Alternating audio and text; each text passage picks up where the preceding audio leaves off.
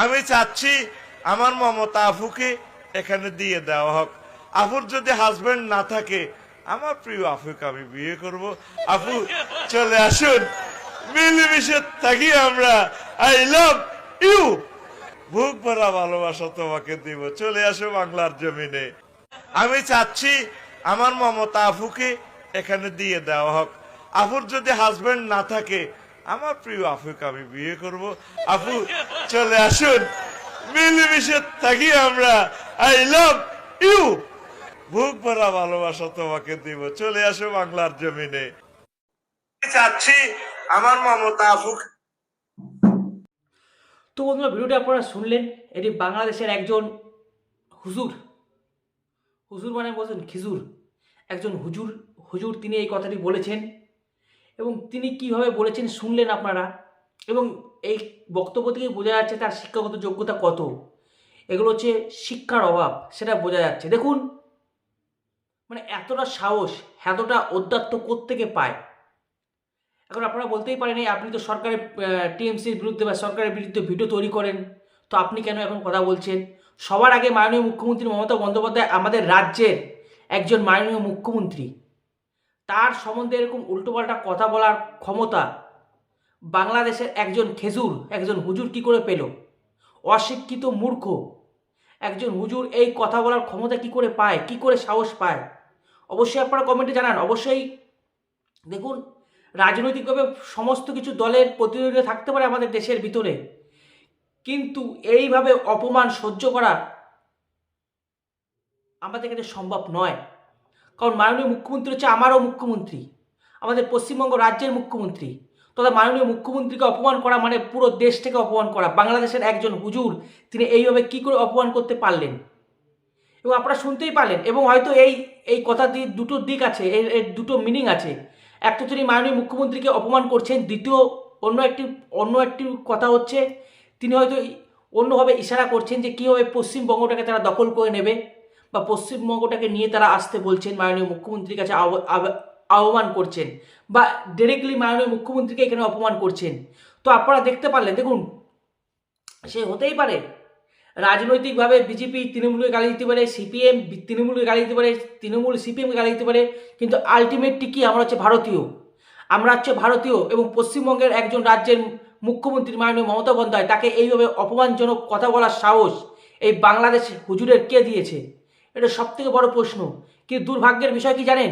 এই ভিডিওটি হয়েছে প্রায় 3-4 দিন হয়ে গেল, কিন্তু দুর্ভাগ্যের বিষয় আমাদের যারা বুদ্ধিজীবী, সকল যারা সকল বুদ্ধিজীবী বলে দাবি, যারা কথায় কথায় মোমবাতি নিয়ে বেরোয়, তাদের মুখে একটাও কোনো ভাষা নেই যে আমাদের রাজ্যের মাননীয় মুখ্যমন্ত্রীকে এরকম অপমানজনক কথা বলছেন বাংলাদেশের একজন হুজুর। সেই সম্বন্ধে একটা কোনো কথা বলেনি কেউ, একটা কোনো কথা বলেনি। যেরকম দীপু দাসের সময় কোনো কথা বলেনি বুদ্ধিজীবীরা। আজকে দেখুন আমাদের রাজ্যের একজন মুখ্যমন্ত্রী মাননীয় মমতা বন্দ্যোপাধ্যায় তাকে এইভাবে অপমান করছেন বাংলাদেশের এক হুজুর। অথচ দেখুন কীভাবে অপমান করছে। একদিকে মুখে বলছে আপু, আপু মানে তো দিদি, আবার বলছেন যে বিয়ে করবেন, খুব ভালোবাসে। কীরকম মানে কীরকম শিক্ষা? এই যে এই ব্যক্তির কীরকম শিক্ষা আপনারা দেখুন। একদিকে বলা হচ্ছে আপু, আপু মানে তো দিদি, আমি যতটুকু জানি, আমি যদি ভুল হয়ে থাকি আমাকে কমেন্টে অবশ্যই জানাবেন। তার পরক্ষণে বলছে বিয়ে করব। তো এইভাবে অপমান করা হচ্ছে আমাদের রাজ্যের মাননীয় মুখ্যমন্ত্রীকে। আর সেখানে আমাদের যারা বুদ্ধিজীবী, সকল বুদ্ধিজীবী, তারা সবাই চুপ। এবং সবথেকে বড় কথা, তৃণমূলের পক্ষ থেকেও কিছু বলা হয়নি, যে তাদেরই তো দলের একজন নেত্রী সুপ্রিম, তারা চুপ, মুখে কুলুপ। তৃণমূলের একটা কোনো নেতা এই বিষয়ে কোনো কথা বলেনি, কোনো কথা বলেনি।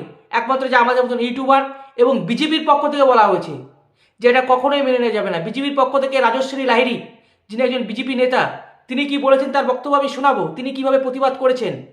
এটা লজ্জা, এটা ঘৃণার যে তৃণমূলের একটা নেত্রী মাননীয় মুখ্যমন্ত্রীকে এইভাবে অপমান করছে, অথচ তৃণমূলের একটা নেত্রী, একটা বুদ্ধিজীবী, একটা ডিজিটাল যোদ্ধারা একটা কোনো প্রতিবাদ করেনি, একটা কোনো প্রতিবাদ করেনি।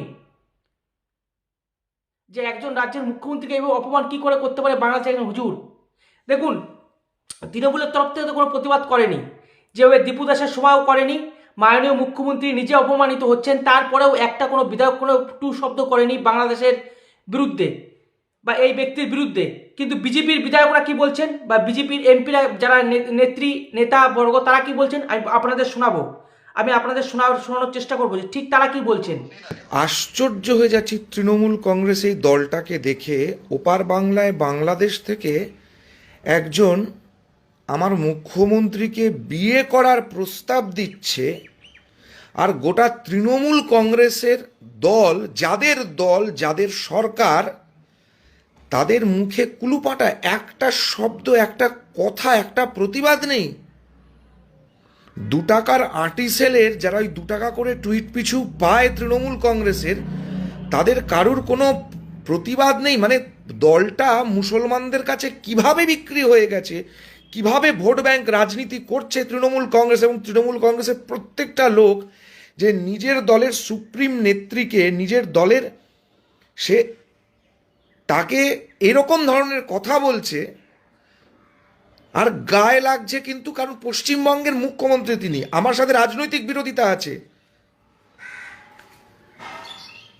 রাজেশ, তাপস, অভিজিৎ, এদের কারুর মৃত্যুর জন্য এই মমতা বন্দ্যোপাধ্যায় দায়ী বলেই আমরা মনে করি এবং সারা জীবন মনে করব। কিন্তু তার মানে মুখ্যমন্ত্রীকে বাংলাদেশের একটা মোল্লা উল্টোপাল্টা কথা বলছে, তাকে বিয়ে করতে চাইছে, তার সম্বন্ধে অসভ্য ধরনের কি ভাষার কথা বলছে। আমার সাথে তার রাজনৈতিক বিরোধ যাই থাকতে পারে, কিন্তু সে আমার মুখ্যমন্ত্রী। তাকে নিয়ে তৃণমূল কংগ্রেসের কোনো বক্তব্য নেই। তার প্রতিবাদ করতে হচ্ছে আজকে অন্য দলের লোকজনকে। এই দলটা নিজেকে এইভাবে বিক্রি করে দিয়েছে, ভোট ব্যাংক রাজনীতি। গায়ে কেন লাগছে জানেন তো? তাহলে আপনাদেরকে ইতিহাসের একটা কথা, একটা তথ্য বলি। 47 সাল 15ই আগস্ট দেশ যখন স্বাধীন হচ্ছে, দক্ষিণ দিনাজপুর, মালদা, মুর্শিদাবাদ, নদিয়া, বনগাঁ এগুলো ভারতবর্ষের মধ্যে ঢোকেনি, এগুলো পূর্ব পাকিস্তানে চলে গিয়েছে। আমরা নদিয়ার লোক, নদিয়ার সঙ্গে একটা সম্পর্ক আছে। নদিয়ার 5টা সাব ডিভিশন, অখণ্ড 5টা সাব ডিভিশন, নদিয়া রাজ, কৃষ্ণনগর রাজ পরিবারের জায়গা, জমিদারি। 15 তারিখ গভর্নমেন্ট কলেজের মাঠে কৃষ্ণনগরে পাকিস্তান তার পতাকা উত্তোলন করে দিয়েছে, এবং কৃষ্ণনগরের মসজিদের ইমাম সাহেব তিনি পালকি নিয়ে বেরিয়েছেন যে কৃষ্ণনগরের রানীকে বিয়ে করবেন, করে তার নিজের বেগম বানাবেন। পালকি পর্যন্ত চলতে আরম্ভ করে দিয়েছে। রানী জ্যোতির্ময়ীকে তাকে আটকানো হলো, তাকে হিন্দু সমাজ, কৃষ্ণনগর হিন্দুরা আটকালেন। তাই জন্য গায়ে লাগছে, কারণ এই ইতিহাসটা আগে ঘটেছে। সেই 3 দিনের লড়াই, রানী জ্যোতির্ময়ীর কথা, রানী জ্যোতির্ময়ী ছোট লাট অর্থাৎ বঙ্গের গভর্নর, ইউনাইটেড বেঙ্গলের গভর্নর, তার সাথে এসে দেখা করলেন, তার সাথে কথা বললেন, বিভিন্ন চুক্তিপত্র দেখিয়ে যে এগুলি হিন্দু অধ্যুষিত জায়গা, এগুলো ভারতবর্ষের মধ্যে থাকুক। শ্যামাপ্রসাদ মুখার্জি, আশুতোষ লাহিড়ী, নির্মলচন্দ্র চট্টোপাধ্যায় লর্ড মাউন্টব্যাটেনের সঙ্গে কথা বললেন, কংগ্রেসের নেতৃত্বের সাথে কথা বললেন, কোলে কৃষ্ণনগর এবং রানাঘাট ভারতবর্ষের মধ্যে বিলয় হলো। কারণ এই রানী জ্যোতির্ময়ীকে যে ইমাম সাহেব বিয়ে করতে পালকি নিয়ে চলে গেছিল, এই ঘটনা আমরা দেখেছিলাম। কারণ নদিয়া ওই সময় 3 দিন পাকিস্তানের মধ্যে পড়ে গিয়েছে, কৃষ্ণনগর, রানাঘাট, গোটা নদিয়াটা, আজকে যে নদিয়াটা আমাদের সঙ্গে আছে, কুষ্টিয়া, মেহেরপুর, এই জায়গাগুলো তো পাকিস্তানে পড়েই গিয়েছে। আজকে মুখ্যমন্ত্রীকে বিয়ে করার কথা বাংলাদেশের একটা মোল্লা, ওই চারানার মোল্লা, যার 2 টাকার অকাদ নেই, বিড়ি কিনে খাওয়ার অকাদ নেই, ফারাক্কার জল ছেড়ে দিলে দেশটা ভেসে চলে যাবে, আজকে সেই মোল্লা বলছে মমতা ব্যানার্জিকে বিয়ে করব, আর তৃণমূল কংগ্রেসের একটা প্রতিবাদ নেই। এই তৃণমূল কংগ্রেসকে সমর্থন করা মানে বাঙালির নিজের আত্মসম্মান বোধকে তার সঙ্গে কম্প্রোমাইজ করা। এরা কমিউনিস্ট পার্টির থেকেও কতটা নিকৃষ্ট, কতটা ছোট লোক এই তৃণমূল কংগ্রেস, যে আজকে কোনো প্রতিবাদ তৃণমূল কংগ্রেস করছে না। এই যে কথায় কথায় যারা এবিপি আনন্দতে এসে দেয় রিপাবলিকে এসে তৃণমূল কংগ্রেসের যেসব নেতা নেত্রীগুলো, এই যে চন্দ্রিমা ভট্টাচার্য কালকে নিয়ে প্রেস কনফারেন্স করে ওই পর্ণমিত্রকে জয়েন করালো, আর বাংলাদেশের হিন্দুদের সম্বন্ধে কোনো কথা বলতে উনি বলবেন না বলে মাইকটা কেড়ে নিল। তারা একটা কথা বলতে পারছে না। মোল্লার ভোটে বেঁচে আছে এই তৃণমূল। এই মোল্লা তোষণকারী তৃণমূলকে ঝ্যাঁটার বাড়ি মেরে বার করতে হবে। যদি ঝ্যাঁটার বাড়ি না মারা যায়, তাহলে পরে আজকে মুখ্যমন্ত্রী মমতা বন্দ্যোপাধ্যায়কে বিয়ে করতে চাইছে তৃণমূল চুপ আছে, কালকে আমাদের বাড়ির লোকজনকেও তুলে নিয়ে চলে যাবে, আমাদেরও টুপি কেটে ওপরে পড়তে হবে। বাঙালি কি এটা চাইছে? বাঙালি কি এটাই চাইছে? যারা নিজের দেশের মুখ্যমন্ত্রীর সম্মানের জন্য একটা প্রতিবাদ জানাতে পারে না, তাদের মতো একটা নপুংসক স্বভাব হিজড়া একটা দল, যারা শুধু ধান্দা মাল কামানো, এই ধরনের জয়চাঁদ, এই যে ভরে ভরে আছে গোটা তৃণমূল কংগ্রেসটাই হচ্ছে জয়চাঁদদের দল। এই জয়চাঁদদেরকে বিসর্জন 26-এ দিতেই হবে, এর জন্য বদ্ধপরিকর হতে হবে। বেশ, এইটুকু বলার জন্য আমি আজকে রাগে গা কিরকির করছে। রাজনৈতিক লড়াই মমতা বন্দ্যোপাধ্যায়ের সঙ্গে রাজনৈতিক মাঠে আমরা লড়ে নেব, কিন্তু আমার মুখ্যমন্ত্রীকে একটা বাইরের দেশের ওই চালানার বিড়িখোর মোল্লা গালাগালি দেবে, আর সেটা আমাদের সহ্য করতে হবে। তৃণমূল কংগ্রেসের মতন এরকম একটা স্বভাব হিজড়া একটা রাজনৈতিক দলকে ঝ্যাঁটার বাড়ি মেরে দূর করা উচিত। আজকে অভিষেক ব্যানার্জি বড় বড় লেকচারবাজি মারছে, বিএলওদের সাথে বৈঠক করছে, তোর পিসিকে ধবে নোংরা কথা বলছে, তার একটা কথা বলতে পারছিস না, কারণ তুই মোল্লাদের ভোটে জিতে আসিস ডায়মন্ড হারবার থেকে। তাই জন্য তোর নিজের মা বউয়ের বাড়ির মেয়েদের সম্মানের সাথে কম্প্রোমাইজ কে করে? তৃণমূল করে। তাহলে এই তৃণমূল থাকলে পরে হিন্দুদের কি দুর্দশা হবে। আজকে এই 20 থেকে 27 ডিসেম্বর গুরু গোবিন্দ সিং এর গোটা পরিবার শেষ হয়ে গেল, বলিদান দিয়ে দিল।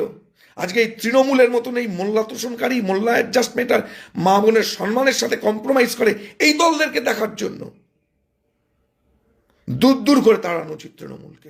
দূর দূর করে তৃণমূল দেখলে পরে দরজা বন্ধ করে দেওয়া উচিত। তৃণমূলের প্রবেশ নিষিদ্ধ বাড়ির দরজায় টাঙিয়ে রাখা উচিত। তৃণমূলের সাথে কথা বলা উচিত নয়, তৃণমূলের সাথে সম্পর্ক উচিত নয়। তৃণমূল দোকান দেখলে পরে সেই দোকান বর্জন করা উচিত, কারণ এটা নিজেদের মা বোনের সম্মান যারা রক্ষা করতে পারে না, তারা কি দেশ চালাবে? তারা কি বাংলা বাঙালির কথা বলবে? তারা কি বাঙালিকে উদ্ধার করবে? একজোটে একত্রে হয়ে হিন্দু সমাজকে তৃণমূলের বহিষ্কার করতে হবে। ধন্যবাদ। বন্দে মাতরম। ভারত জননীর জয় হোক। জয় ভারত, জয় পশ্চিমবঙ্গ, জয় মা দুর্গা, রাধা গোবিন্দ, জয় মা কালী, জয় বাঙালি। তো শুনলেন আপনারা, আপনাদের কি মনে হচ্ছে আপনারা অবশ্যই কমেন্টে জানান। তো ভালো থাকুন, সুস্থ থাকুন। রাম রাম, ভারত মাতা কি জয়, বন্দে মাতরম, জয় শ্রীরাম।